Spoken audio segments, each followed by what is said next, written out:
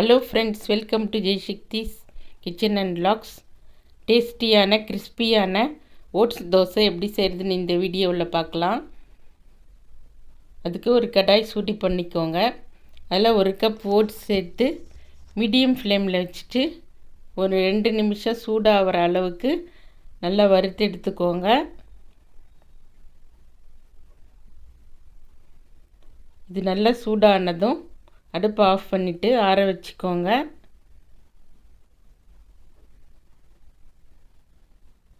Two minutes வறுத்தா போதும். Medium ஃப்ளேமில் வச்சு வருங்க. இப்போ நல்லா வறுபட்டதும் ஆற வச்சு ஒரு மிக்ஸி ஜாரில் சேர்த்துக்கலாம். சேர்த்துட்டு அதை ஒரு நைஸ் பவுடராக அரைச்சி ஒரு மிக்சிங் பவுலில் சேர்த்துக்கோங்க. அப்புறம் அதே அளவு அரிசி மாவு எடுத்துக்கோங்க. 1 கப் ஓட்ஸ்னால் 1 கப் அரிசி மாவு, 1/4 கப் ரவை, 1 ஸ்பூன் உப்புத்தூள், 4 கப் தண்ணி சேர்த்துக்கோங்க. இந்த மெஷர்மெண்ட் அப்படியே ஃபாலோ பண்ணி செஞ்சு பாருங்கள். இப்போ இதை ஒரு விஸ்க் வச்சு நல்லா மிக்ஸ் பண்ணிக்கோங்க.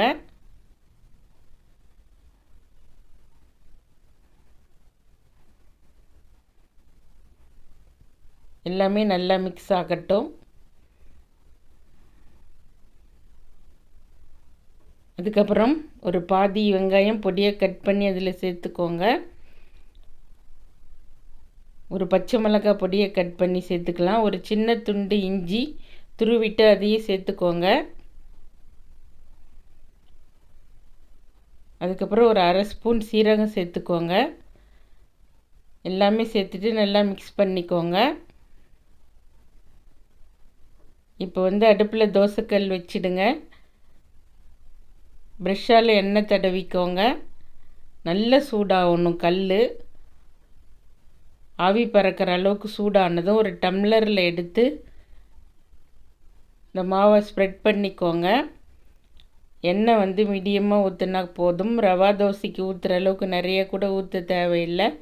லிமிட்டாக எண்ணெய் ஊற்றினாலே இது பர்ஃபெக்டாக வரும். பிகினர்ஸ் கூட செய்யலாம். ரவா தோசையை விட இது நல்லாவே வரும். நான் சொன்ன மெஷர்மெண்ட் வச்சு ட்ரை பண்ணி பாருங்கள். இது ஆறுனப்புறம் கூட நல்ல டேஸ்ட்டாகவே இருக்கும். உங்களுக்கு பிடிச்ச மானி கார சட்னி, வெங்காய சட்னி, தக்காளி சட்னி, தேங்காய் சட்னி எல்லாத்தோடையும் சர்வ் பண்ணலாம்.